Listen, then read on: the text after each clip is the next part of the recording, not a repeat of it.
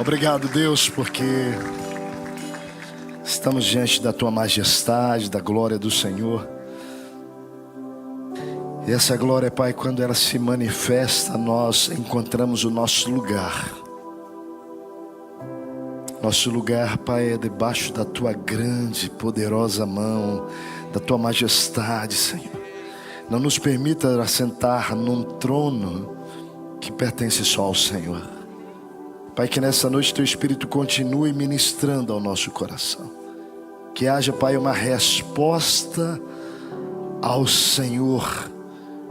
Deus, que cada mente, cada coração aqui possa ser visitado por cada oração já feita, por cada canção já levantada a Ti, por cada, ó Deus, consagração de vida, de ofertas, de dízimos. Pai, nós abençoamos as vidas que aqui estão, abençoamos a vida daqueles que estão nos ouvindo, que o Senhor possa manifestar a glória do Senhor, Pai, lá também. E que hoje seja noite de resolução na nossa vida.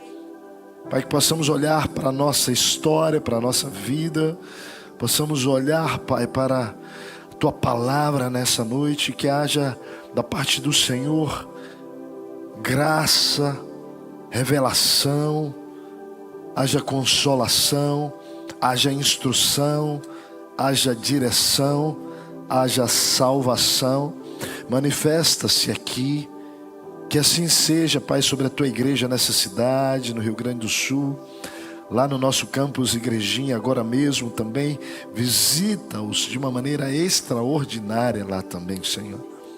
Pai, nós queremos também orar pela nossa nação. Pai, nós queremos pedir, Deus, que a nossa nação seja alcançada pelo Teu amor.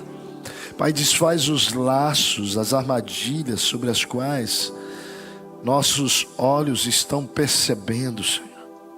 Nós pedimos, Deus, que o Senhor guarde a nossa nação, que o Senhor livre a nossa nação, que o Senhor liberte a nossa nação, que o Senhor tenha misericórdia da nossa nação. Pai, dá-nos, Pai, intrepidez, coragem, nos dar uma atitude, Senhor, uma postura de conquista espiritual sobre essa nação. E que, Deus, cada um de nós seja não apenas um assistente, mas sejamos protagonistas desse movimento do Teu Espírito Santo, Senhor. Onde cada um de nós se coloca como parte, ó Deus, de uma cidade, de um estado, de uma nação, que precisa, ó Deus, alcançar, descobrir e conhecer a verdadeira história. Ó Deus, conhecer o Seu propósito de vida. Ó Deus, usa cada um de nós para espelhar e espalhar o Teu amor. Nós oramos, Pai, nós pedimos isso com fé, no nome que é sobre todo nome, o nome de Jesus. Amém. Amém, amém. Você pode se assentar.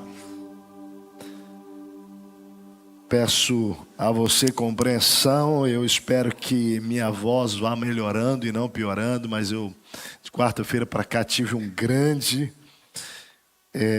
declínio na minha saúde. Hoje de manhã, realmente, depois de uma noite praticamente sem dormir, achei que não conseguiria estar aqui, mas é tão precioso servir a Deus, amar a Deus.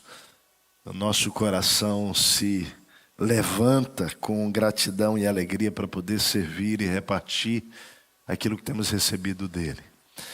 Quero dar as boas-vindas para você que está aqui, que é convidado, talvez a primeira vez, a segunda, esteja chegando aqui, e poder dizer que nós estamos numa estação de aquecimento, né? Vamos colocar dessa maneira, para a nossa série de mensagens que vai acontecer a partir do dia 21 de setembro, Uma Vida com Propósitos. Nós estamos muito animados, vamos buscar responder algumas perguntas da humanidade. Essa pergunta tão comum: qual a razão de eu estar aqui nesse mundo? Por que que eu nasci? Por que que eu existo? Por que que eu estou aqui? Essa é uma das perguntas que mais indaga o ser humano. E esse tempo de ministração de 40 dias que teremos, 7 semanas, 42 capítulos de um livro, repercussão nas casas, grupos sendo formados além das células, de estudos de pessoas que você quer abençoar, convidar amigos que não conhecem. O objetivo dessa série, Uma Vida com Propósito, é verdadeiramente espalhar a boa notícia para cada pessoa dessa cidade, da nossa região, do nosso estado, de que nós somos criados para um propósito. Esse livro ele é um best-seller, nós vamos estudá-lo por 42 dias, são 42 capítulos. No dia 21 de setembro, nós teremos a primeira ministração, palavra aqui. Nós abrimos a semana sempre com uma pregação aqui, com o tema do livro da semana. E depois seguimos 7 capítulos meditando naquele tema que foi pregado, que foi compartilhado aqui. Mas durante a semana nós repercutimos, aplicando na nossa vida o que ouvimos dentro do ambiente das casas. Então nós estamos multiplicando muitas casas nesse tempo para que você possa estar convidando amigos que não conhecem a Cristo para dentro da sua casa nesse tempo. Também queremos encorajar você que está dentro de uma célula ou não, mas que é membro da igreja já e que vai viver essa série, para que você possa comprar o livro e abençoar amigos. Lá em casa nós estamos comprando 5 livros e abençoando 5 casais com esses livros e convidando para a célula. Esse é o nosso objetivo. No nosso caso, a gente vai trazer para a nossa casa, para a nossa célula. Mas talvez você queira abrir um grupo específico por 7 semanas e não levar para a célula. Mesmo você que está numa célula, você diz, olha, eu vou, na verdade, me reunir com 3 amigos, vou dar 3 livros para cada um e quero me encontrar com eles. Então, aquilo que você faria na célula, lá com a sua célula, você faz com o seu grupo de evangelismo, esse grupo de estudo. E você convida as pessoas para ler um capítulo por dia. Nós teremos o dia certo do início do livro. A gente acerta esse detalhe amanhã, se será domingo do dia 21 ou na segunda 22. Começaremos a ler todos juntos um capítulo por dia. Presta atenção, não vale ler 2, hein? Fala para o teu irmão assim, não vai passar rápido pelo livro. Um capítulo por dia. Por quê? Porque nós queremos ruminar, né? Queremos deixar aquilo com calma, tá? Agora olha só que especial. A dinâmica ela é simples assim, uma mensagem, começa a ler 7 capítulos repercutindo aquilo e se encontra com seus amigos, ou na célula ou nesse grupo de estudo.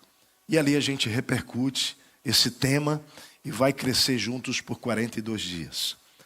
Não convide pessoas de outras igrejas para o seu grupo. Tá bom, gente? Por que não, Técio? Porque o nosso alvo com esta série de mensagens é alcançar o seu amigo, meu amigo que não conhece nada de Deus, nada de Cristo, que na verdade ele está vivendo a sua vida com essa pergunta. Ou talvez ele nunca tenha feito e Deus vai colocar essa pergunta no coração dele. Por que você está aqui? Você já parou para pensar? Por que você existe? Então nós queremos ajudar a cidade. Né? Aqui, Zona Sul, Vale dos Sinos, Igrejinha, Gravataí, todos os nossos campos a realmente ajudar pessoas a conhecerem o seu propósito a partir da cosmovisão divina do Criador. Olha que lindo. Não é? Eu não posso chegar aqui e dizer para você que isso aqui é um banco, né? Mas isso aqui não é um banco. Eu posso usar como um banco. Mas isso foi feito para sentar? Só para dizer para a nossa equipe, eu estou segurando aqui, eu não estou sentado, tá? Porque senão 90 quilos aqui não vai dar. Mas, olha só, mas eu posso usar como um banco. Mas se eu não sei o propósito, eu uso como eu quero. Não é verdade? Mas isso aqui tem nome e tem objetivo. Tem propósito. Quem deu o nome? Quem foi que deu o nome? Quem criou. E quem deu o propósito? Quem cria. Então, às vezes a gente está vivendo a vida sem a perspectiva do Criador. E o que nós vamos fazer nesse tempo é perguntar para o Criador, por que que Ele me criou? Por que que você existe? Estou muito animado. Você está animado? Nós vamos distribuir esse cartão. Pega esse cartão. Você já está com ele aí? Quem não tem esse cartão, levanta a mão. Quem não tem? Só quem não chegou o cartão. Nossa, então quase ninguém recebeu o cartão, é isso mesmo? Cadê a equipe? Houve alguma... A equipe, por favor, vamos espalhar esse cartão agora aqui. Eu vou pedir para você aí, paciência, nós vamos ter que fazer chegar na sua mão.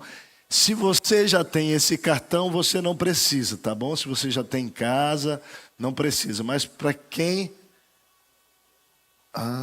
aconteceu um processo. Sim, Michel. Sim, tá certo. Muito obrigado. Não, eu estou entendendo, Michel. Vai e não peques mais, Michel. Não, na verdade, olha só, que já acabou. Ontem nós distribuímos no Lidério, hoje de manhã mandamos para os campos. Hoje tinha uma porção aqui grande ainda na chegada, graças a Deus. Faltaram alguns então. Olha só, semana que vem a gente entrega. Esse cartão, ele chama O Amor. Esse cartão, ele será usado aqui na igreja, ele já tem sido usado uma vez por ano, pelo menos. É esse tempo em que a gente para como igreja inteira para nos movermos na direção dos nossos alvos de amor. Por isso ele chama o cartão O Amor. E aqui tem um acróstico que comece orando por aquelas pessoas que não conhecem a Cristo, seus amigos de trabalho, pessoas que são seus parentes que não conhecem a Cristo. E neste caso, que nós vamos convidar essas pessoas para uma jornada de 40 dias, dê para ele o livro e convide para isso. Mas antes disso, comece a orar por ele. Comece já a dizer, prepare o coração dessa pessoa para ela entender como isso vai ser precioso. Ore por ela. Depois aqui aparece o abrir. Aqui é um sinal de Wi-Fi, que é realmente esse processo desse alcance da comunicação do Evangelho, né? De nós podermos orar e isso alcançar o outro lado do mundo. Olha que coisa linda. Ontem o nosso pastor aqui, venezuelano, Raul, falou que quando a gente usou isso há 2 anos, ele orou há 4 anos, Raul. Acharam alguns, então alguns levantam a mão aí que está chegando, vai chegar para você. Michel, você age rápido, Michel, olha só, Michel. Né? A equipe aí é fera. Pessoal, levanta a mão, quem não tem ainda vai chegar para você aí. O que tem vai chegar. A perspectiva do abrir aqui é abrir os seus olhos, ouvidos e coração para você ouvir as histórias dessas pessoas às quais você está orando por elas, perceber as necessidades que estão ao seu redor e procurar atendê-las. Depois aparece o M do amor, que é momento de mesa. Antes mesmo de começar lá a célula, isso, levanta a sua mão, se você não recebeu vai chegar. Traz para a tua casa para um chá. Quem sabe você entrega o presente para ele num chá pessoal lá na sua casa. E diz, olha, eu vou viver algo muito especial daqui a 2 semanas, eu quero você junto nisso. Tenho um presente para te dar, quero realmente que você venha para isso. Então, faça um momento de mesa para isso. Oferte oportunidade de servir. Porque, queridos, o nosso mundo hoje ele é um mundo voltado para si, egoísta. E uma das maneiras de nós espalharmos o amor de Jesus nessa terra é a gente poder oferecer nosso coração para amar e servir de maneira prática as pessoas. Então, sirva pessoas. Observe como você possa servir. Mas também compartilhe a sua história. O último lá, que é o repartir, reparta o seu testemunho. Como Jesus tem mudado a sua história. Imagine se cada pessoa nessa cidade tivesse um encontro com o amor de Jesus por causa de você, por causa de mim. E essa série pretende isso, eu quero convidar você. Agora aqui, você coloca o nome de 5 pessoas, tá? As pessoas às quais você vai orar. E comece a orar mesmo. Por quê? Porque quando você ora, Deus se move. Raul, 4 anos atrás, orou pelos seus pais aqui, que não eram convertidos. Daqui, no cartão dele estava o nome dos pais. E para a glória de Deus, lá na Venezuela, durante o tempo de oração dele, os pais dele se converteram a Cristo. Nós não temos noção do que Deus faz quando nós oramos. Deus se move na direção daquelas pessoas. E Deus realmente se apresenta para elas com o seu amor. E eu quero dizer uma coisa para você, o amor de Deus, você já sabe, ele é irresistível, né? O amor de Deus é irresistível, é algo extraordinário. Então eu quero te convidar, toda a igreja está orando por pessoas para que possa ser convidada para casa, para uma célula, ou ser convidada para um grupo de estudo durante esse tempo. Vamos orar por isso tudo agora, e vamos também orar pelo nosso momento da palavra agora, que Deus vai repartir conosco. Eu queria também que você lembrasse de Cuba, que já foi falado aqui. Nós talvez tenhamos uma mobilização de algumas coisas para levar para Cuba, porque a gente tem grande desafio de entrar em Cuba com muitas coisas. Mas uma das coisas que nós essa semana tomamos ciência dos nossos missionários é que eles estão precisando, porque nós estamos com aqueles 3 igrejas nossas, agora 43 novas igrejas, e o Joey falou assim, ó, se tiverem pessoas trocando celular e perguntando o que vão fazer com esses celulares que estavam, manda para Cuba, porque será muito útil aqui. Então, nós queremos pedir para você que está nessa condição, que você venha e traga, entregue na secretaria, dizendo assim, ó, Cuba, Cuba, Cuba. E esses celulares serão entregues para os nossos missionários lá em Cuba. Tudo bem, gente? Amém? Vamos orar? Bom, eu falei nessa condição, é claro que você sentir no coração de comprar um celular novo, tá tudo certo. Ah, é isso? Ah, então obrigado, mas esse detalhe eu não peguei. Né? É uma pena isso, porque acho que muita gente aqui sentiu vontade de dar um novo. Então agora você deu usado mesmo, que vai ser uma bênção lá. Amém? Vamos orar. Pai, obrigado, obrigado, porque participar do teu reino é algo maravilhoso. Poder amar essa cidade, amar nossos amigos, nossos vizinhos, colegas de trabalho, espalhar o evangelho nessa cidade, falar para as pessoas que elas são criadas com um plano, com um propósito desde a eternidade para cada uma delas, que o seu Criador, que é o Senhor que nos fez, não nos jogou nesse mundo por acaso, do contrário, nossas histórias estão escritas por Ti. E nós te consagramos, Senhor, essa série de 42 dias, essas 7 semanas, que nós vamos viver uma vida com propósitos, com o objetivo, Pai, de nós que temos procurado viver esses propósitos, possamos espalhar nessa cidade, a partir daqui para as várias regiões das nossas igrejas, ó Pai, realmente essa clareza de que fomos criados com propósitos muito claros do nosso Criador para nós.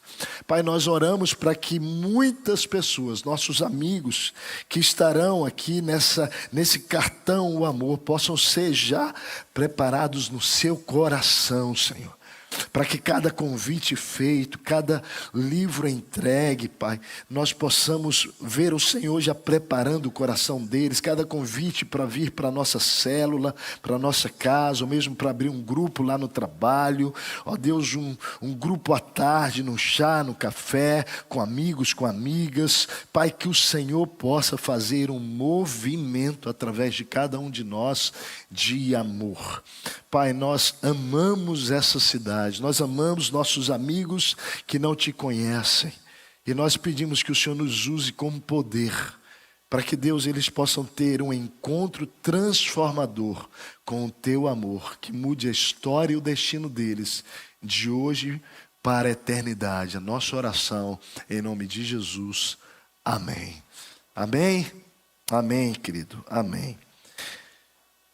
Nesse aquecimento que a gente está para essa série de mensagens, dia 24 de agosto, nós começamos uma mensagem aqui chamada Uma Vida Saudável no Tempo e na Eternidade. A base do nosso estudo é lá em Eclesiastes capítulo 3. Eu queria que você pudesse abrir a sua Bíblia lá em Eclesiastes. E esse texto que vai falar que há tempo para tudo, é o texto base para hoje à noite. O texto que nós vamos começar lendo é o primeiro versículo que diz assim, 1 e 2, tudo tem o seu tempo determinado. E há tempo para todo propósito debaixo do céu. Há tempo de nascer e tempo de morrer. Tempo de plantar e tempo de arrancar o que se plantou. Eu vou ler mais uma vez. Tudo tem o seu tempo determinado. E há tempo para todo propósito debaixo do céu. Há tempo de nascer, tempo de morrer. Tempo de plantar e tempo de arrancar o que se plantou. O autor de Eclesiastes, ele vai fazer uma abordagem nos levando para 3 reflexões muito importantes. A primeira que nós já estudamos no dia 24 de agosto. Se você não estava aqui, não recebeu essa palavra, entra lá no YouTube e pense sobre aquela reflexão, porque nós falamos sobre a descrição e a influência do tempo em relação à nossa vida integral. E naquele momento nós podemos observar verdadeiramente a influência do tempo na nossa vida física, na nossa alma, nas nossas emoções e a influência do tempo também no nosso espírito. Falamos sobre isso, como o tempo afeta o nosso corpo, nossa alma e o nosso espírito. A segunda reflexão que vamos fazer hoje será a segunda e a terceira. Ela vai descrever algumas verdades, percepções, olhares do autor para com Deus. E a terceira vai sugerir algumas instruções práticas que eu e você podemos ter na nossa vida.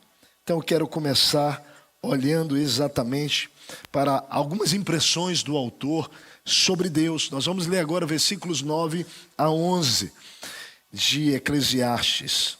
Diz assim o texto: o homem não conhece o seu tempo determinado. Que proveito tem o trabalhador naquilo com que se afadiga? Viu o trabalho que Deus impôs aos filhos dos homens para com ele os afligir.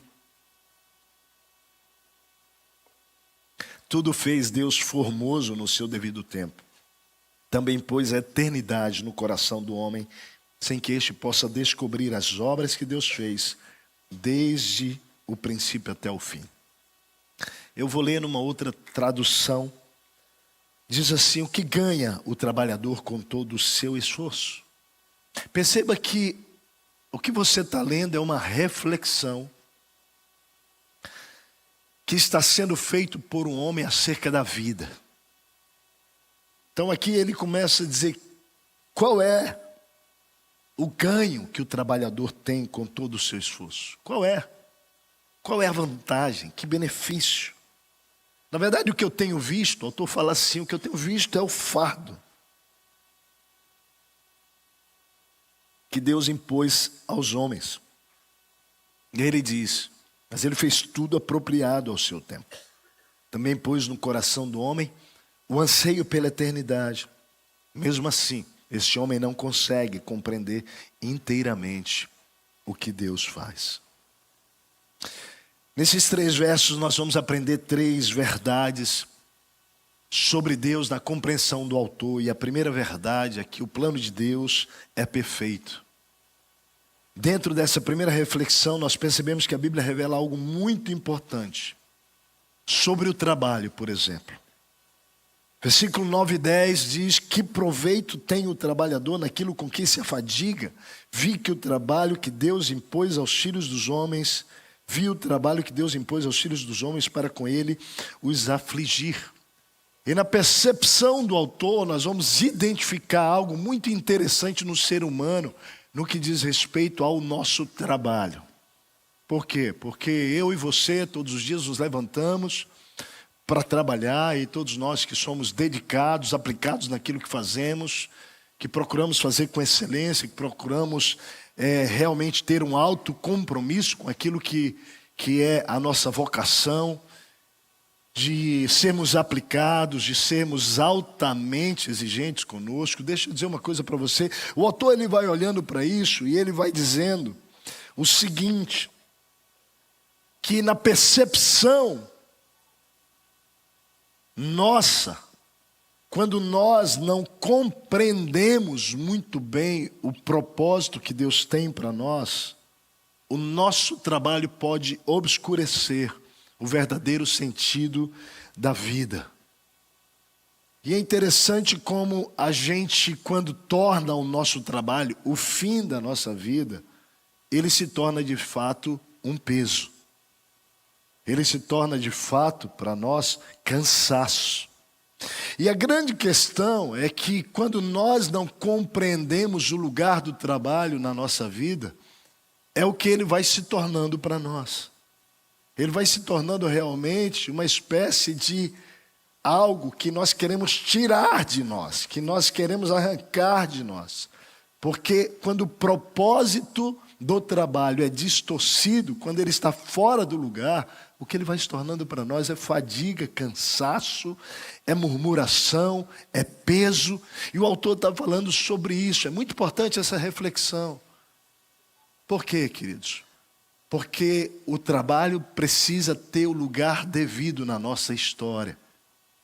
E o lugar do trabalho não é o centro. Ele não é o foco da nossa vida. Você não existe para trabalhar. O trabalho faz parte da sua vida. Mas esse não é a razão, o motivo pelo qual nós trabalhamos. E aí, queridos, quando a gente começa a olhar para a palavra de Deus, a gente entende isso, né? Que Deus, lá em Gênesis, antes do pecado ainda, ele entrega ao homem um jardim que precisa ser cultivado, um jardim que precisa ser preparado. E perceba que o cansaço, a dedicação, a lavoura, quando você olha Paulo escrevendo a Timóteo, ele vai dizer que nós precisamos entender que a lavoura, né, que nós, eu e você, nós discípulos de Jesus, nós precisamos ser persistentes, batalhadores como lavrador. E ele fala que o trabalho do lavrador ele é árduo, né? Quem lidou já com lavoura aqui, quem lidou com o trabalho realmente voltado para a questão da agricultura, sabe que é um trabalho pesado, né? Mas veja bem, tem o sol, o cultivar dá trabalho, nós sabemos disso. O trabalho desenvolve dentro de nós características profundas, e quando a gente olha para o trabalho dentro do contexto mesmo de Gênesis, nós estamos falando que todo o cultivo, ele passa por um processo de intervenção direta de Deus, onde eu e você plantamos sem saber se vamos colher e não administramos o tempo, o clima, para que aquilo que nós esperamos colher aconteça no tempo devido.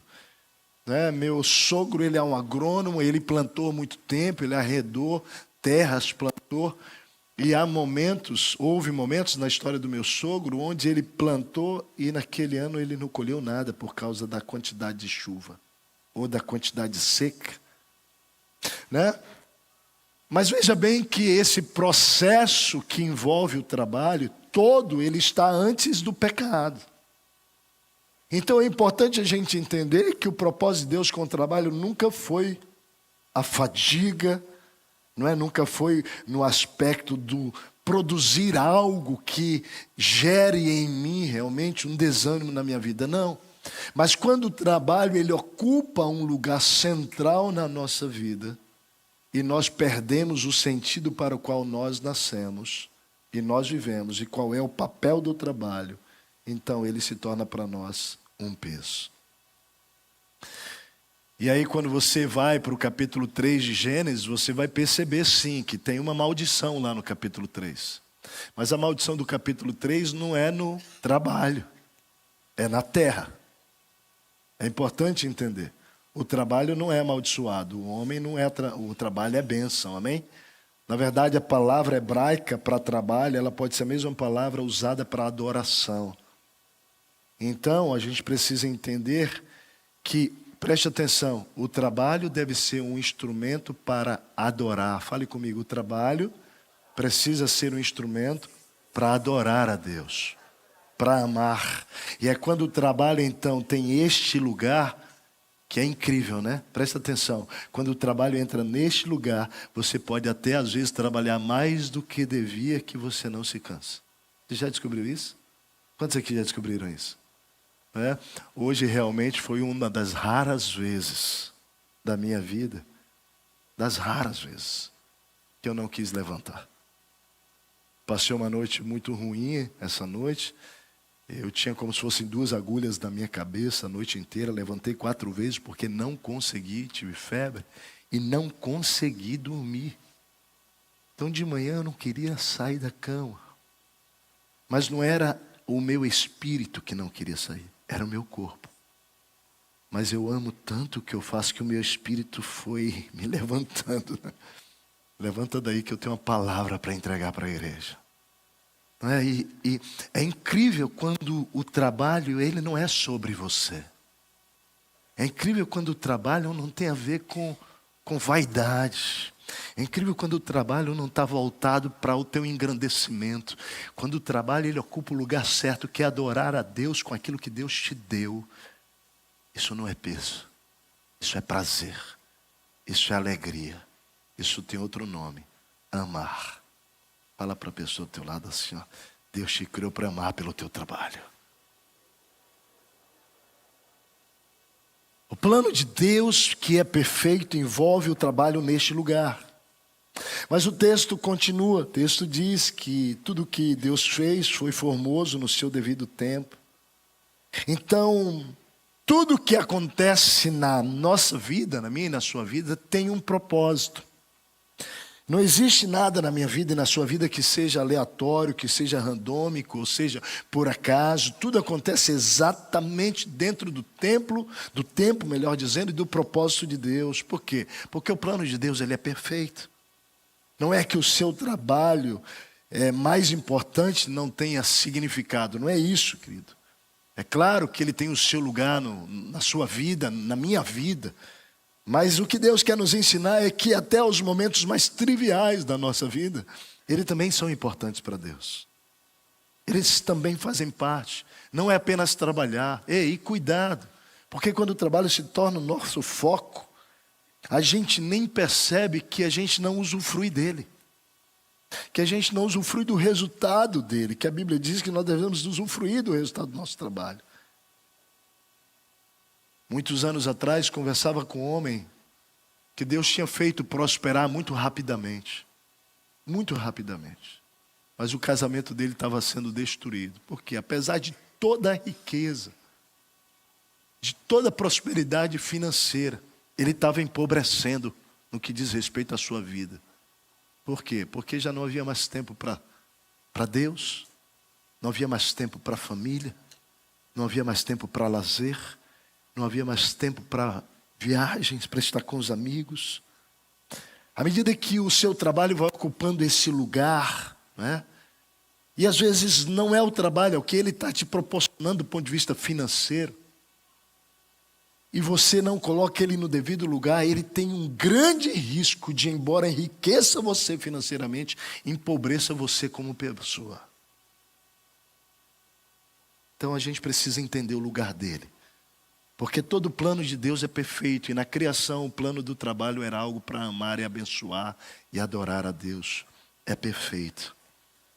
Ruth, esposa do Billy Graham, chamada Ruth Graham, ela tinha uma inscrição na cozinha dela. Uma mulher de Deus. E ela decidiu escrever na cozinha dela. Assim, olha só. A serviço de Deus. 3 vezes por dia. Café, almoço e janta. Mulheres, olha aqui para mim, mulheres. Cozinha dá trabalho ou não dá? Olha, eu sei lá em casa. Nós não temos cozinheiras lá em casa. Não tem chefe de cozinha de fora, não. Tem uma de dentro lá em casa. Não, a Martinha é chefe de cozinha. Mas cozinha muito, minha mulher. Não, cozinha, a Martinha cozinha muito. Eu vou abrir um parênteses aqui.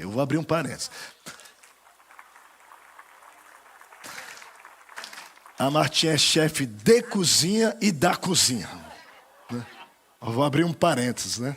Martinha, ela, graças a Deus, foi criada numa família não rica, mas uma família de classe média no Brasil. Ela cresceu, o pai focado muito na educação e tal, e a mãe, não, esquece cozinha. Só que quando foi casar, a mãe queria acelerar mas já não dava tempo, né? E aí foi A Martinha preparou a janta. Foi janta, né? Uma primeira janta. Primeiro almoço dela. Gente, foi assim. Quando eu cheguei na mesa, estava tão linda aquela mesa. Eu falei, meu, que maravilha. Ainda casei com uma mulher prendada. Pá. E aí comecei a comer e comecei a agradecer a Deus. Porque tinha um excesso de sal naquele peixe. E aí a Martinha, quando pôs a primeira garfada dela do peixe, ela falou, Té, você não notou que está muito... Como é que você está aguentando isso? E eu estava engolindo aquilo lá por amor, né? Mas ela se tornou uma cozinheira extraordinária. Mas você sabe que se a cozinha for só uma cozinha, se torna um peso. O que essa ilustração está dizendo, sabe o que é? É que se você entende o trabalho como uma oportunidade de amar, você, mulher, quando você for fazer o café da manhã, você está adorando. E quando estiver lá, fazendo o almoço, a janta, você está adorando. Não é sobre cozinhar. O propósito, porque muitas vezes nós estamos trabalhando, seja em casa, na cozinha, ou seja no nosso trabalho fora de casa, ou seja na nossa maternidade. Presta atenção, você com um bebê pequeno, você com seu filho pequeno, e você está cansado e fadigado, é porque você não entendeu que o lugar do trabalho é amar, é adorar. Tudo que Deus faz, fala comigo, tudo que Deus faz é perfeito, é perfeito, né? Tudo que Deus faz. Mas o segundo princípio que está aqui é que o propósito de Deus para nós é claro. O autor ele vai falar que Deus também pôs a eternidade no coração do homem. Olha só, tudo que Deus fez, tudo fez Deus formoso no seu devido tempo, também pôs a eternidade no coração do homem. Quando eu nasci, quando você nasceu, Deus colocou a eternidade no seu coração, no meu coração. O que quer dizer isso? Deus colocou o anseio, tá, para um relacionamento com Deus eterno. É importante nós entendermos a essência do que está por trás. Quando Deus nos fez, Ele nos fez em um relacionamento eterno com Ele já. Você, não é, vai olhar para a Bíblia, o homem é criado dentro de um conceito de eternidade, presença de Deus que era para sempre. Quando o pecado entra na humanidade, rompe esse relacionamento que havia nascido em eternidade para eternidade. E é exatamente aí, querido, que eu e você nascemos com esse anseio pela eternidade, mas uma eternidade onde nós desfrutamos na presença de Deus com Deus. Esse é o alvo de Deus para nós. É por isso que o homem, o ser humano é insaciável. Por isso que nós somos insaciáveis. Sem Cristo somos muito mais insaciáveis. Nós temos carros, nós temos casa, nós viajamos, nós temos comida, nós podemos ir a um lugar bom, nós podemos... Queridos, e quanto mais você tem, parece que mais você quer. Porque nós não fomos criados para essa vida. Nós somos criados para a eternidade, por isso que nada desta vida terrena pode preencher você e pode me preencher. Essa é a razão. Então, o autor está dizendo isso de uma maneira muito clara, que Deus colocou em você e em mim um anseio pela eternidade. E esse anseio, ele começa a ser satisfeito quando nós nos encontramos em Jesus. Agora veja bem, preste atenção. Uma vez que você se converte a Cristo, você e eu temos agora algo que se chama discipulado espiritual, que é o meu relacionamento no meu quarto secreto com Jesus todos os dias. E funciona assim, presta atenção, todos os anseios e desejos da tua carne, eles vão sendo mortificados à medida que você mantém esse teu relacionamento diário com Deus. Então, aquilo que até então te dominava, te consumia, e na verdade você até vivia como se não pudesse viver sem essas coisas, perdem valor. À medida que você está em relacionamento com Deus. Porque Deus criou você para esse relacionamento eterno. É para isso. Mas à medida que mesmo convertido, preste atenção, você vai se afastando da comunhão com Deus, perceba como toda aquela sede começa a aparecer de novo em você. Por quê? Porque Ele é a única água que quando você bebe sacia a tua sede de uma vez. Para sempre, é Ele. Tudo o resto é poço rachado. Jeremias capítulo 2, versículo 13 diz assim: vocês cometeram 2 crimes, 2 pecados. Deus está falando para a sua nação, para o seu povo. Ele diz: o primeiro pecado é que vocês me abandonaram. Vocês me abandonaram. A única fonte de água viva que vocês tinham era eu. E vocês me abandonaram. Mas segundo pecado, vocês cavaram para vocês poços rachados ou cisternas rotas, que não retém águas nem para si mesmo. O que ele está dizendo é que quando nós vamos beber uma água, tentando saciar a minha sede, que não seja em Jesus, é um poço rachado. Ali não é fonte, ali é um poço. E aquele poço não retém água nem para si mesmo, muito menos para saciar você e a mim. Deus está falando, tu está falando, que o propósito de Deus para mim e para você é claro. O propósito dele é um relacionamento eterno com o Senhor. William Shakespeare falou o seguinte: há mais coisas entre o céu e a terra do que podem imaginar a nossa vã filosofia. Mas o texto segue. O plano de Deus é perfeito. Fale comigo, o plano de Deus é perfeito. O seu propósito é claro. Fale comigo, o seu propósito é claro. E a terceira lição aqui do capítulo 3, versículo 11, é que Deus é misterioso no seu jeito de agir. O programa de Deus é um mistério. Uau! E vamos ser sinceros, isso mexe com a gente. Isso mexe com a gente. Olha o texto. Tudo fez Deus formoso no seu devido tempo. Também pôs a eternidade no coração do homem, sem que este possa descobrir as obras que Deus fez, desde o princípio até o fim. Presta atenção. Deus sabe o que faz. Eu lembro quando uma vez eu estava em Brasília fazendo minha faculdade de economia e eu estava num momento de grande crise mesmo. E eu estava cheio de dúvidas e eu estava questionando um monte de coisas para Deus. E eu entro num ônibus, eu pegando o ônibus para ir para a faculdade. Quando eu entro,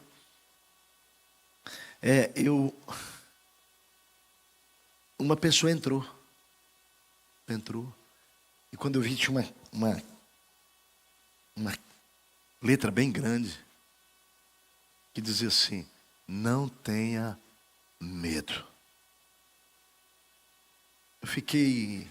Sabe quando Deus te chama a atenção para uma coisa, né? E eu fiquei olhando para aquela pessoa, porque eu notei que quando ela sentou, tinha uma coisa escrita atrás. E essa pessoa então saiu antes de mim. E eu entendi que aquilo era uma conversa que Deus estava comigo tendo comigo por meio daquela camiseta. Quando a pessoa vem para pegar, ela então desce. Quando ela disse, estava só escrito assim, de maneira tão simples: não tenhas medo, né? Estava na frente, atrás estava assim: Deus sabe. Deus, fale comigo, Deus sabe. Fala para a pessoa do teu lado: Deus sabe, fica tranquilo. Deus sabe. Você já se percebeu agoniado tentando pedir a Deus para Ele abrir o teu amanhã antes do amanhã chegar? De você abrir o mês que vem antes do mês que vem chegar? De Ele desenrolar o teu ano que vem antes de acabar esse ano? Isso chama ansiedade. Isso tem nome. E sabe por que isso bate no nosso coração? Porque nós queremos controlar o nosso futuro. Na verdade é esse anseio. É sentar na cadeira que não é minha. O plano de Deus é misterioso, na minha perspectiva, para um processo muito importante que precisa acontecer comigo. Nós precisamos sentar no nosso lugar de criatura e não de criador. Você já percebeu que Deus criou você? O Salmo 139 diz que os nossos dias foram escritos, todos eles, pelo próprio Deus, e Ele fez, pensando em você e em mim, os meus dias para mim. O nosso Deus tem tudo preparado. Só que o texto vai dizer que Ele fez as coisas de maneira que você e eu não possamos descobrir o que é que Ele planejou.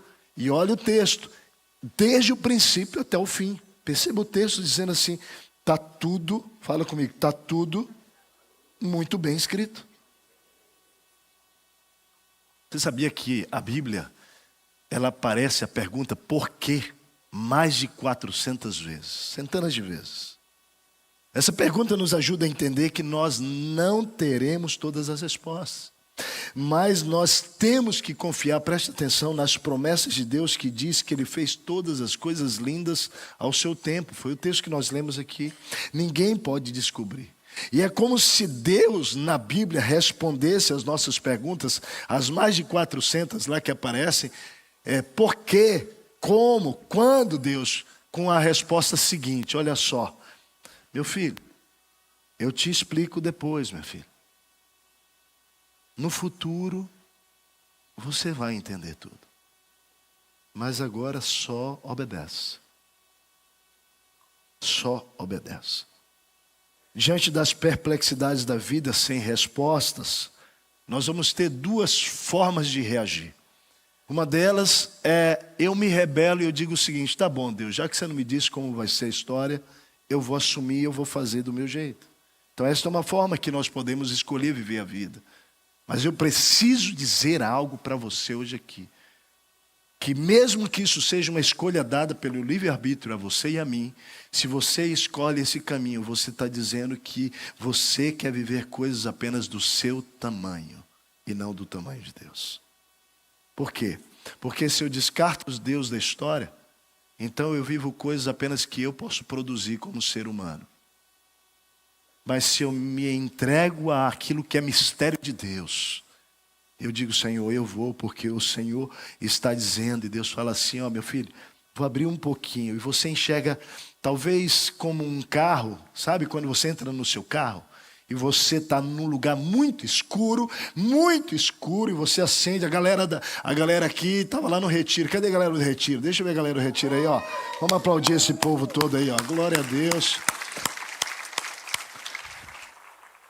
Imagina você naquele carro, você tem que sair no escuro. Você não vê nada, você acende o seu farol e ele te dá 30 metros. Vamos imaginar isso, tá? 30 metros. Mas você não enxerga mais do que os 30 metros. Para você enxergar, você vai precisar fazer o quê? Se mover. Se mover. O mistério de Deus é a mesma coisa. O mistério de Deus, na verdade, é um chamado para você se mover em fé e obediência. A fé judaica, eu tenho dito isso aqui, ela não é uma fé de conceito grego, tá? Na verdade, a fé grega é uma fé de conceito. Eu creio nisso em Deus. Aí você assina lá, você crê, creio, você assina. Só que você nem pratica aquilo. A fé judaica não é assim. A fé judaica, a palavra judaica para fé, na verdade é fidelidade. Nem existe essa palavra hebraica. A palavra é emuná, que quer dizer fidelidade. Porque quando o judeu diz assim, eu creio em Deus, ele está dizendo o seguinte, eu obedeço.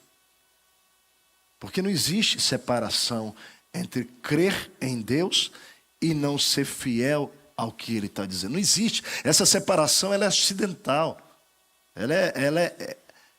Ela não tem nada a ver. E a nossa cultura cristã, ela é judaica cristã, querido. Ela vem dessa raiz dessa fé. Que quando diz, eu creio, Senhor, em Ti. Então tá. Então é natural que você vai obedecer o que Deus vai falar. O mistério dos planos de Deus é Deus dizendo assim, então vai, filho, seja fiel. E aí a gente vai escolher uma coisa, presta atenção, e eu gostaria que você prestasse muita atenção no que eu vou dizer agora. Você vai precisar escolher se você quer mais o Senhor ou mais de entendimento. Deu para entender? Porque, na verdade, nós precisamos mais do Senhor do que das suas respostas para andar. Às vezes nós temos as respostas e abandonamos o Senhor. E as respostas sem o Senhor são um desastre. Mas eu quero te garantir que se você tiver o Senhor sem as respostas, você pode seguir com Ele que vai dar certo. Fala para o teu irmão, queira mais o Senhor do que as respostas. Do que as respostas. Então escolha o Senhor hoje. Porque Deus é Deus. Ele não vai responder as tuas perguntas todas. Algumas vezes Ele ainda é bonzinho, né? Ele diz assim, filho, eu vou dar uma pistinha por aqui, tá? Porque nós somos chamados para viver nessa dimensão da fidelidade. A fé, ela é como uma manhã com muita neblina. Né? Nós não enxergamos nada, quase nada, né, naquela neblina. Mas nós sabemos que as coisas vão ficar mais claras depois e elas vão aparecer. Quanto essas verdades sobre Deus levam você a confiar e viver os propósitos dele para a sua vida? Ou essas verdades, na verdade, afastam você de Deus, porque elas envolvem uma confiança, uma entrega, uma fidelidade. O plano de Deus é perfeito, o seu propósito é claro e o seu programa é misterioso. Deus é bom, gente. Fala para a pessoa do seu lado, Deus é muito bom. Fala para ele assim, o que ele tem reservado para você é maravilhoso, querido. É maravilhoso. Né, Clebão? É maravilhoso. Por fim, a última parte da nossa reflexão hoje. O autor vai nos ajudar a fazer algumas reflexões das instruções para a vida. Eu quero convidar você então a observar no texto as instruções que esse autor dá sobre a minha e a sua jornada nessa vida. Primeira instrução dele está baseada em Eclesiastes 3:12, que diz assim: sei que nada há melhor para o homem do que regozijar-se e levar a vida regalada. Descobri que não há nada melhor para o homem do que ser feliz e praticar o bem enquanto ele vive. O que a gente pode tirar de instrução desse texto bíblico que o autor está nos dando? Primeiro, desfrute os seus dias. Não perca a sua alegria tentando entender o plano de Deus. Eu não sei como você é. Eu não sei. Mas tem muita gente que começa a só sobreviver porque ele está tentando muito mais entender as coisas. E a família está em volta. A esposa está em volta. Os filhos estão em volta. As pessoas que você ama estão em volta, mas a tua cabeça está tentando entender o mundo e as coisas e Deus e os planos misteriosos. Então deixa eu te dizer, o conselho de Deus para você é, fala aí para a pessoa, desfruta um pouco a tua vida, para de ficar pensando, tentando entender.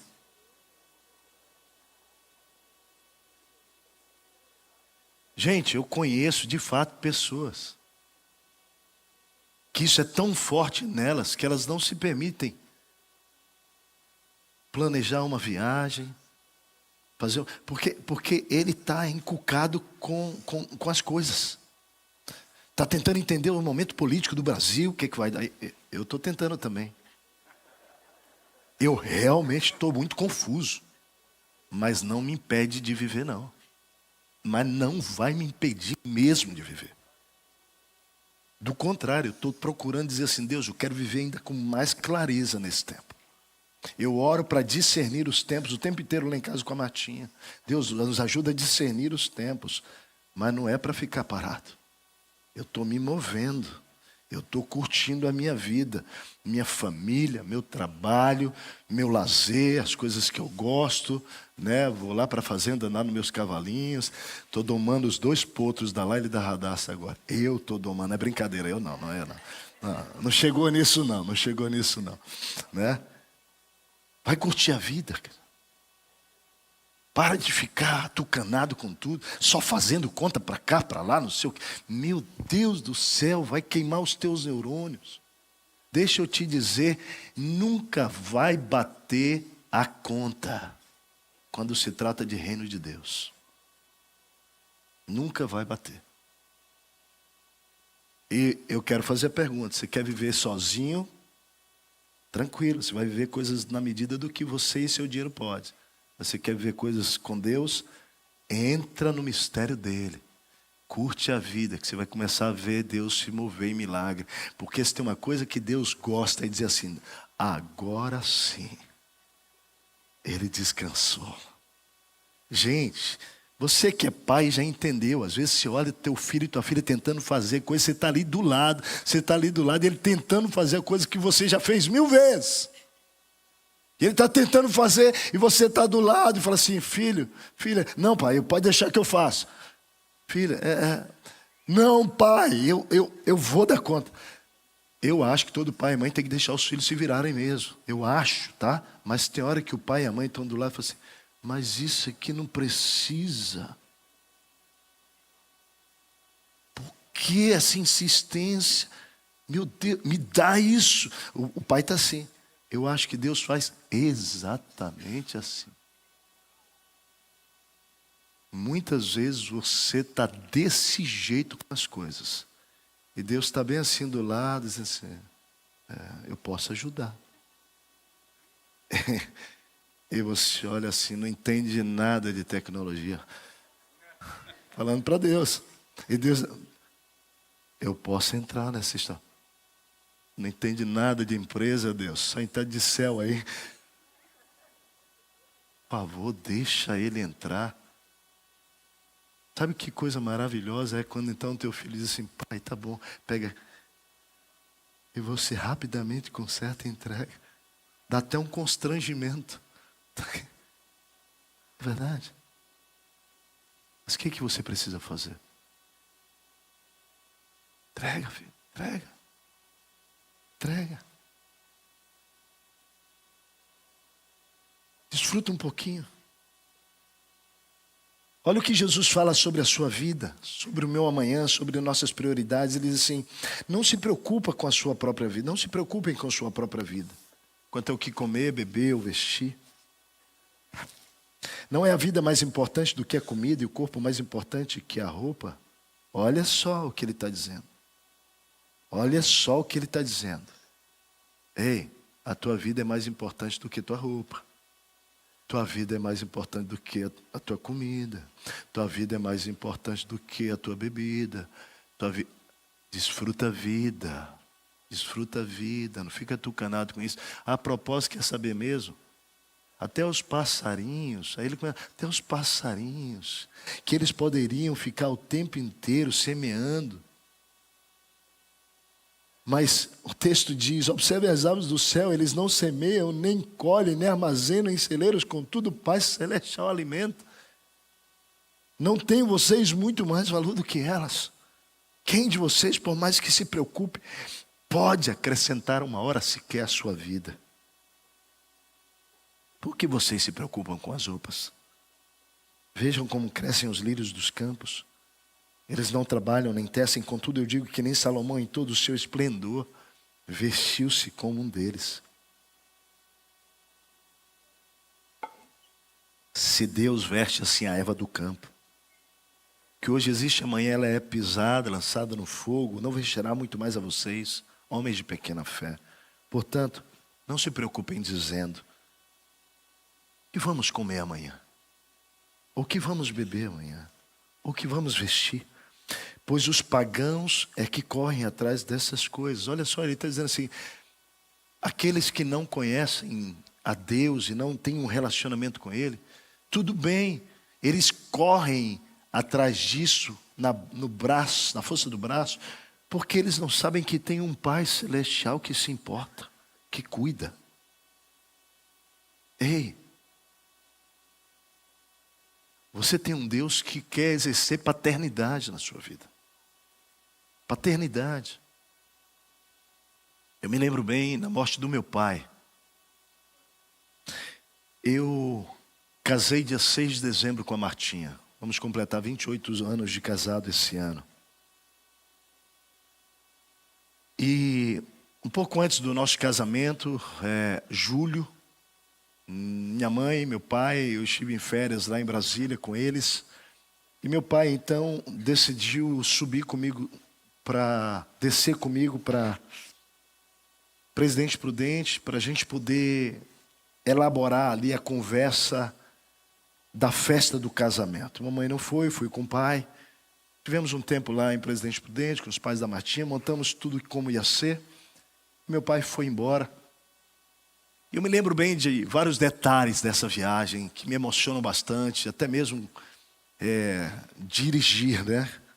Porque imagina a gente de Brasília para Prudente, eu fui dirigindo e meu pai foi me dando alguns toques, né? Ele me ensinou a dirigir com 12 anos de idade, lá no interior. E agora já jovem, com 25 para 26 anos, ele falou, filho, olha... E foi dando uns toquezinhos na estrada, né? Eu fui corrigindo. Até hoje, a maneira que eu pego no volante, eu ouço a voz dele. Daquela viagem.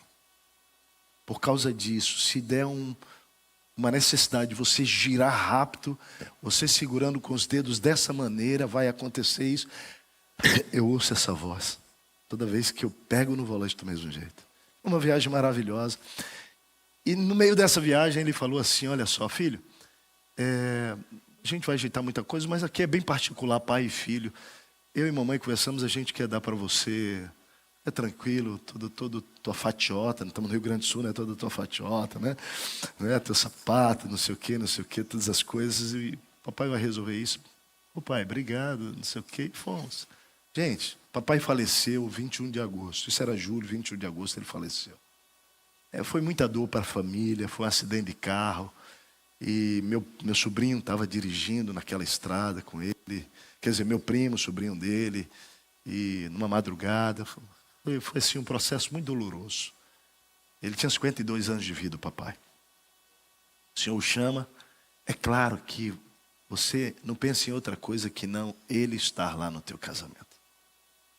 É só isso que importa. Nada mais importa, não é assim? Nada mais importa. Mas eu me lembro que chegando no mês de outubro ou novembro, eu não lembrava. Mas o meu Pai Celestial lembrava. Eu recebo uma ligação de Brasília. Um amigo dos meus pais, pastor Ezequias. Meu filho, Técio, tudo bem? Como é que está em Curitiba? Falou, pastor, tudo bem, querido, tudo na paz. Quanto tempo, muito tempo que a gente não se fala. Você sabe que eu estava orando aqui? E o papai do céu falou comigo uma coisa e eu estou ligando para você. Não é mesmo, pastor? Sim. Você já tem a roupa do seu casamento? Você já tem tudo para o seu casamento? Porque enquanto eu orava, o Espírito Santo falou comigo e para minha esposa que nós deveríamos te abençoar com essas roupas. Nós vamos te dar o sapato, a meia, terno, gravata, camisa, absolutamente tudo. Mas eu não quero dar qualquer coisa. Deus mandou dar o melhor. Você acha que eu lembrava disso? Você realmente acha que eu pensei nisso depois de Deus levar o papai? O que acontece é que o meu Pai Celestial lembrou. O papai sabe de tudo. Fala para a pessoa, fala assim, o papai sabe. O papai sabe. Por isso que ele vai dizer o seguinte, olha só. Pois os pagãos correm atrás dessas coisas, mas o Pai Celestial sabe que vocês precisam delas. Busquem, pois, em primeiro lugar o reino de Deus e a sua justiça. Ele está dizendo, para de correr atrás do vento. Busca a minha presença, busca o meu reino. E ele diz assim, todas estas coisas serão acrescentadas. Não usa o termo errado, tá? Não usa o o versículo de maneira errada. Porque a teologia da prosperidade vai dizer assim, entrega a tua vida a Jesus, a Bíblia diz lá que todas as outras coisas ele vai acrescentar, o carro, a casa. A Bíblia não está dizendo disso. A Bíblia está dizendo das coisas básicas da vida. Sabe por quê? As coisas básicas? Porque Deus nunca quis que nós plantássemos e criássemos raízes nessa terra. É sempre sobre a eternidade, porque o nosso coração foi chamado para a eternidade, amém? É por isso que Ele não te promete essas coisas, embora Ele te dê cafunés. Mas o compromisso dele não é com nada disso. O compromisso dele é tendo o que comer, beber e vestir. Estejais com isso contentes. É sobre isso, o autocompromisso dele. Você pode ter certeza que o papai não vai decepcionar. Por isso que ele diz isso. Não se preocupa com amanhã. Ei, você está aqui hoje, tua cabeça está em amanhã. Lembra de novo? Desfruta a vida. A preocupação com amanhã não te deixa desfrutar hoje. Sabe por que a vida fica pesada?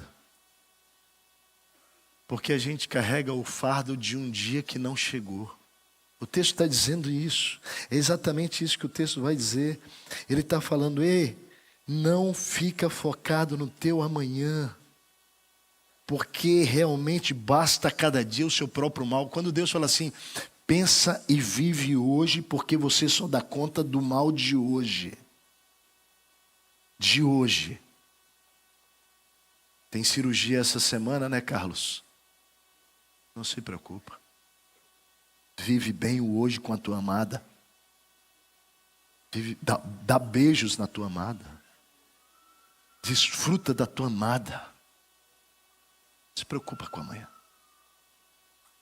Não perca o seu tempo com o amanhã, porque nós não vamos acrescentar nada. Fala para a pessoa do teu lado, a gente não acrescenta nada de amanhã. Relaxa, desfruta a vida. É claro, e presta atenção, eu não estou sendo aqui leviano para você gastar o que você quer hoje e não se preocupar com a responsabilidade. Não estou dizendo isso. Né? Mas desfruta hoje. Porque também a gente segura tanto por causa do amanhã que a gente não vive hoje. Amém. Deus age de forma misteriosa, mas maravilhosa. Você crê nisso mesmo? Que Deus, Ele age de uma forma misteriosa, mas é maravilhosa, querido. O que Deus quer é que nós vivamos uma vida abundante. A Bíblia diz que o ladrão, ele vem somente para roubar, matar e destruir. Mas Jesus veio para que nós tenhamos vida e essa vida seja abundante. Então gaste tempo com a sua família. Qual a última vez que você tirou férias? Qual a última vez que você preparou uma pausa para você? Qual a última vez que você falou coisas amenas, engraçadas? Ouviu boas músicas, reuniu os amigos para um churrasco, em torno da mesa? Faz alguma coisa para você mesmo. Curta a vida. A gente não sabe muita coisa dessa vida, gente, mas uma coisa a gente pode afirmar. Deus é bom o tempo todo, em todo o tempo Deus é bom. Vamos dizer isso? Deus é bom o tempo todo, em todo o tempo Deus é bom. Então desfrute os seus dias, não perca a alegria tentando entender o plano de Deus. Mas a segunda instrução é procure ser grato pelos dons de Deus. Versículo 13, olha lá. E também que é dom de Deus que possa o homem comer, beber e desfrutar o bem de todo o seu trabalho. Olha só a importância de desfrutar o bem de todo o seu trabalho, porque isso é uma dádiva, é um dom, é um presente, você poder comer, beber e desfrutar do seu trabalho. A arma mais poderosa do nosso arsenal para uma vida saudável, uma vida realmente, queridos, livre desse peso, é a nossa atitude de gratidão e de generosidade. Fala comigo, gratidão e generosidade. Vamos usar as mãos para isso? Gratidão e generosidade. Eu vou ser bem franco com cada um de vocês aqui. Eu não conheço ninguém que seja agradecido, grato, que seja ao mesmo tempo deprimido. Você conhece?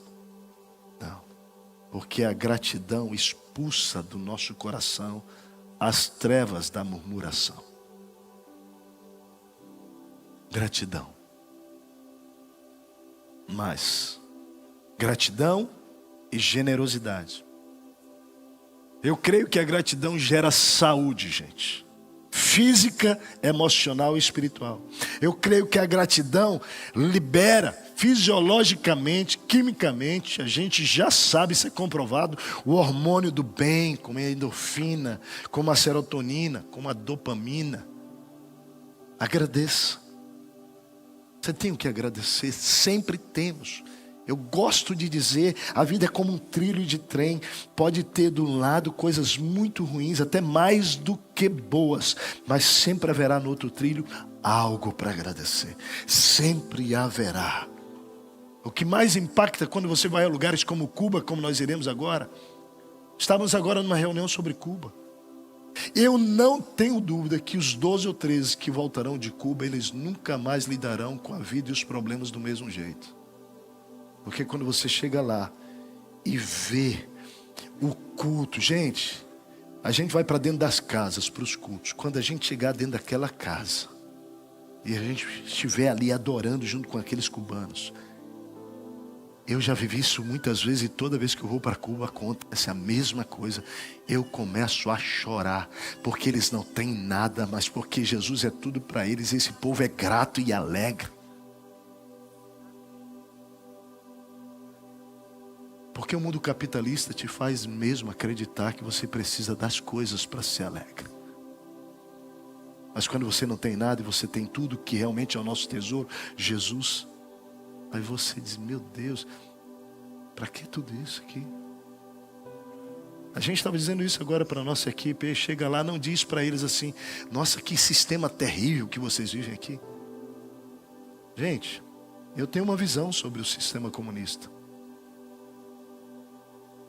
E eu acho que ele é realmente um grande engano. Mas eu não posso chegar lá dizendo isso para as pessoas, não. Eu não posso. Porque são 60 anos vivendo no sistema. Eles aprenderam a ser alegres desse jeito, gente.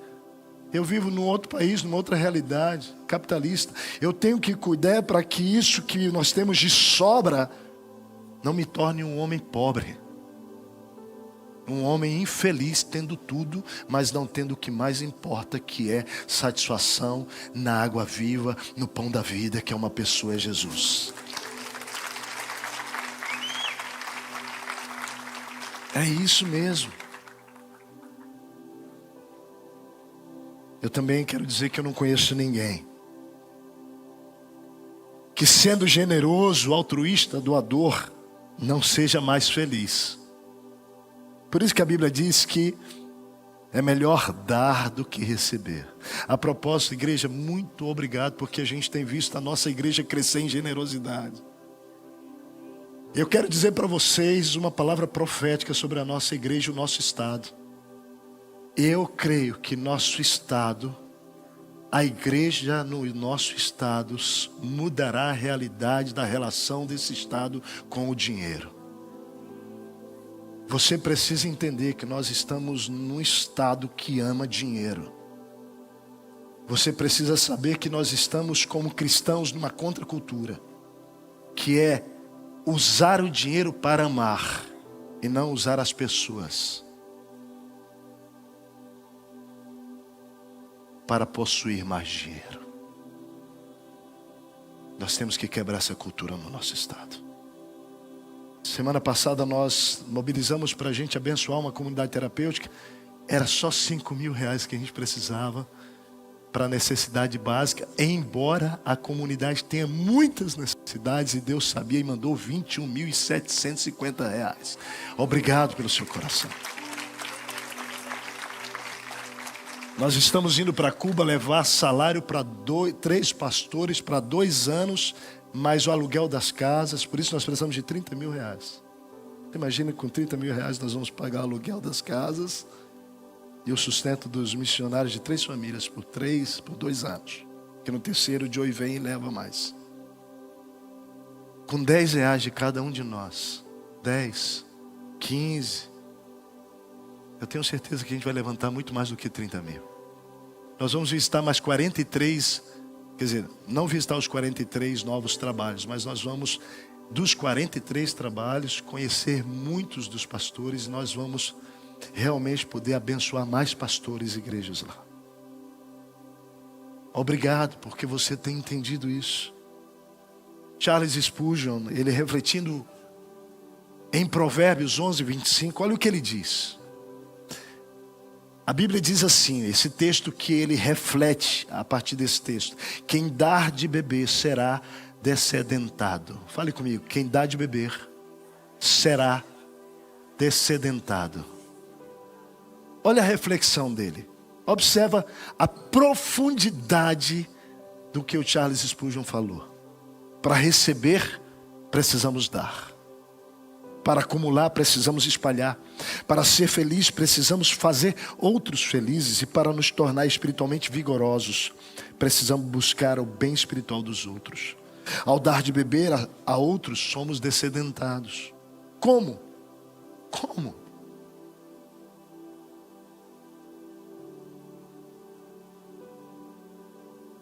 Nossos esforços para sermos úteis trazem à tona nosso poder de utilidade. Temos talentos latentes e aptidões dormentes, olha só, que são trazidos à luz pelo exercício do altruísmo. Nossa força de trabalho fica escondida até mesmo de nós, a não ser que nos aventuremos a lutar as batalhas do Senhor, ou que escalemos as montanhas da dificuldade para amar o outro. Não sabemos que compaixões afáveis possuímos, até que tentemos secar as lágrimas da viúva e aliviar a dor do órfão. Nosso consolo aumenta ao trabalharmos por outros, como dois homens na neve. Um aqueceu os membros do outro para que não morresse, e ao fazê-lo cada um manteve o seu sangue circulando e salvou a sua própria vida. A pobre viúva de Sarepta deu seu escasso suprimento, uma provisão para o profeta necessitado. E a partir daquele dia, ela nunca mais experimentou a miséria. Dai e dar-se-á-vos-á. Boa medida, recalcada, sacudida, transbordante. O mistério do reino de Deus em relação à generosidade, sabe qual é? Nós sempre estamos esperando que as nossas despensas sejam cheias. Mas enquanto nós não esvaziarmos, elas não podem encher. Não é enche para depois esvaziar. Não é. A ordem é esvazia. Esvazia envolve fé. Esvazia envolve, mas e amanhã não vai faltar? Esvazia. Se a tua motivação é o amor e a adoração, esvazia. Esvazia. Meu amado, Deus tem nos dado uma graça tremenda. Igreja, nós estamos diante de um tempo assim, que é de Deus, que gera temor e tremor. Essa semana nós estávamos reunidos com os nossos anciãos, olhando para o futuro, diante de algo que está diante de nós, e que Deus está dizendo: é isso, vocês precisam ir, mas Deus, e tem aquilo, aquilo outro. Não, mas é isso, daqui em breve nós vamos partilhar com a igreja toda sobre esse assunto. E nós ali ajoelhados oramos, dizendo: Senhor, mas tem certeza, Deus, porque, queridos, Deus está nos dando um tempo que realmente Ele não é natural, Ele é sobrenatural.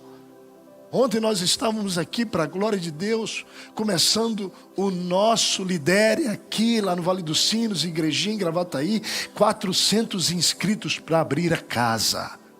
400 pessoas. Dizendo assim: eu quero abrir a minha casa. Eu quero que a minha casa seja um esconderijo nessa cidade contra o vento. Eu quero que a minha casa seja nessa cidade um abrigo contra a tempestade, águas correntes numa terra seca, a sombra de uma grande rocha no meio desse deserto. A minha casa, a minha vida, nossa família com outros amigos. Vamos trazer os amigos para esse processo. Nós estamos vivendo um tempo de multiplicação de igrejas, multiplicação de discípulos. Quando Deus aponta o futuro para nós, eu quero dizer para você que eu me assusto. Eu tenho me assustado. tenho chorado e dito: Deus, isso é muito grande. Mas isso é compatível com o tamanho do amor dele pelo nosso estado. Você não acredita? Sim ou não? Você acredita que Deus ama o nosso estado? Um estado tão abençoado como o nosso, de riquezas tão grandes. Deus depositou aqui pessoas valiosas, valorosas, recursos naturais, recursos financeiros. Existe uma bênção que esse estado não recebeu ainda. É a bênção mais importante. A riqueza é uma bênção que vem do encontro com Deus. Deus tem grandes coisas para esse estado. Tudo isso Deus olha para mim, olha para você, e Ele diz exatamente isso: eu preciso de todos. Deus está contando com todos nós, gente. Deus está contando com tua vocação, com a tua voz para amar nessa cidade. Deus está contando com a tua casa. Deus está contando com os teus recursos, teus bens. Deus está contando com os meus recursos financeiros, com os teus. Deus quer que a gente, queridos, o que tem financeiramente é muito grande para nós, mas eu creio que todo recurso está nas nossas mãos. E se a gente entender que não é sobre amar, é sobre repartir, Deus vai fazer coisas extraordinárias daqui para as nações. Sabe como é que eu vejo isso? Eu tenho o privilégio, Deus. Fala para a pessoa do teu lado: você tem um privilégio de estar aqui nesse tempo da história e fazer parte disso.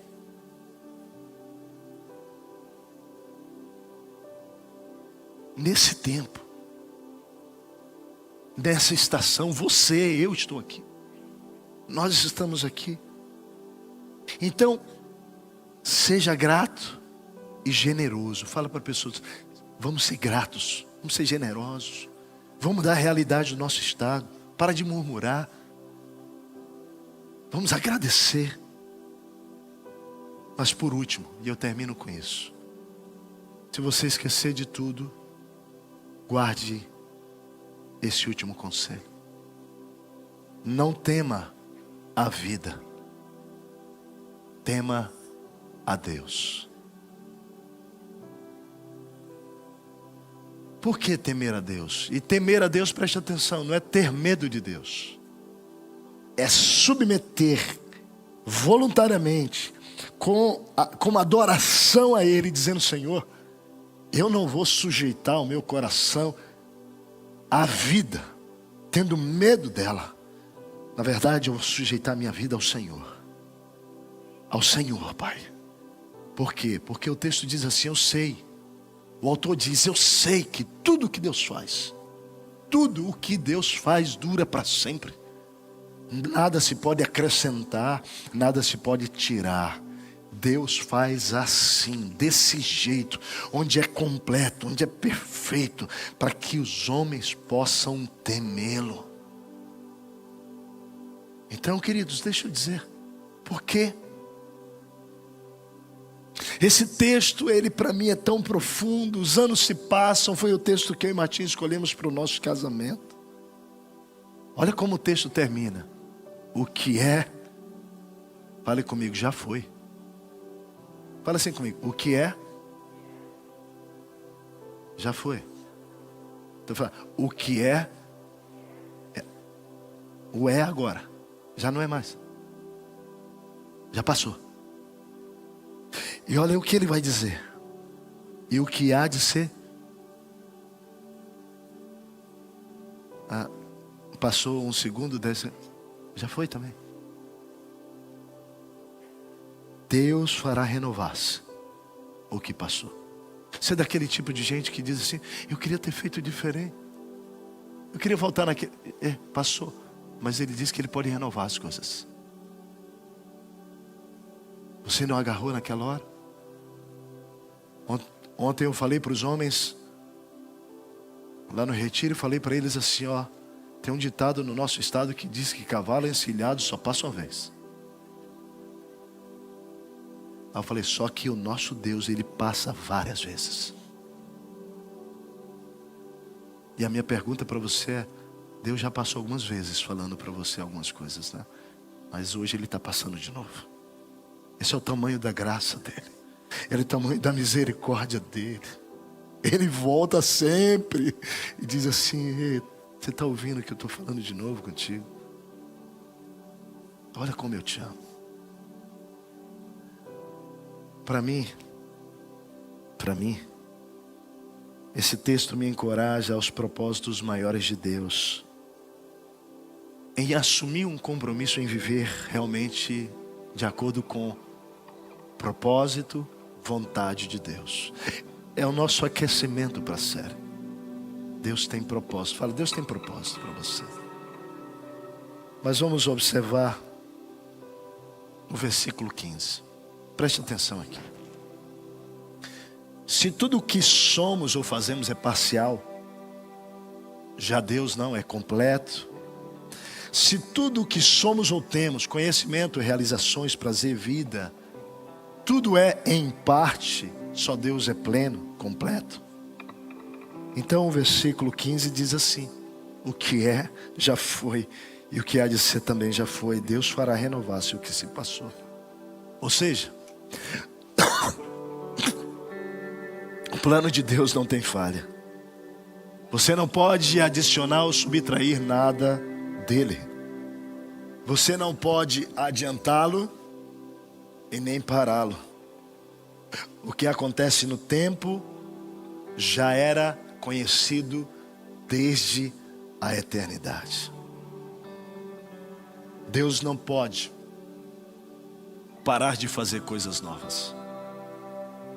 O plano de Deus é um trabalho de perfeição.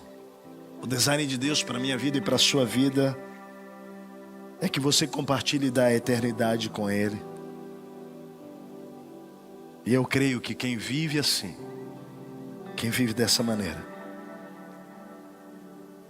encontra então o seu propósito.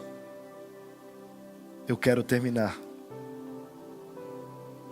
O autor do Eclesiastes falou do tempo, da eternidade, do impacto no nosso corpo, emoções e espírito. Também nos convidou a pensar no plano perfeito, propósito claro, programa misterioso de Deus. Nos levou a refletir sobre a vida e a importância de vivê-la com gratidão e generosidade.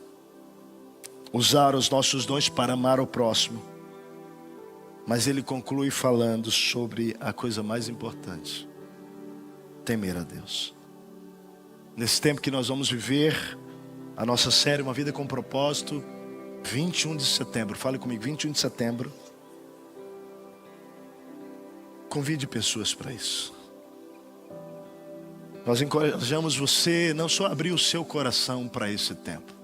Pastor, eu já li esse livro, Não. Vamos voltar, sabe por quê? Porque você já passou por tantas estações, é possível que você precise alinhar algumas coisas. Eu estou indo para esse livro que vai ser a 4ª vez que eu vou ler. Para permitir que Deus vá sondando meu coração. Olhar os meus relacionamentos, mas sobretudo Ele. Porque os planos que Ele tem são extraordinários para mim e para você. Feche os seus olhos. O que Deus falou com você? O que você vai fazer a respeito? Eu quero orar com pessoas que hoje querem entregar a sua vida a Cristo nesse lugar. Talvez você já tenha vindo aqui algumas vezes, mas ainda não tomou esta decisão. Talvez hoje seja a 3ª, a 2ª ou a 1ª vez sua aqui. E você entendeu que há um plano perfeito de Deus para você. E que Ele criou você para um relacionamento com Ele, que envolve não apenas esse tempo, mas a eternidade. E que os propósitos e pensamentos dEle para você são muito mais altos do que os teus. Se hoje você quer entregar a sua vida a Jesus, se hoje você quer ter um encontro com Ele, se hoje você quer dar as mãos para Ele, se hoje você quer se unir de maneira definitiva e plena com Ele, tudo que você precisa é reconhecer que você errou o alvo na sua vida. A palavra pecado significa errar o alvo. Que você viveu por si só, talvez sinceramente errada, mas há algo muito maior de Deus para você. E hoje você quer entrar nesse plano misterioso de Deus. Então aí onde você está, faça uma oração de todo o seu coração para Ele. Eu vou conduzir você nessa oração. Diga sim, mas diga com fé. Diga: Deus, obrigado por me amar de uma maneira incondicional. Obrigado por ouvir essas palavras hoje e ser convidado a entrar, convidada a entrar nesse plano misterioso Teu.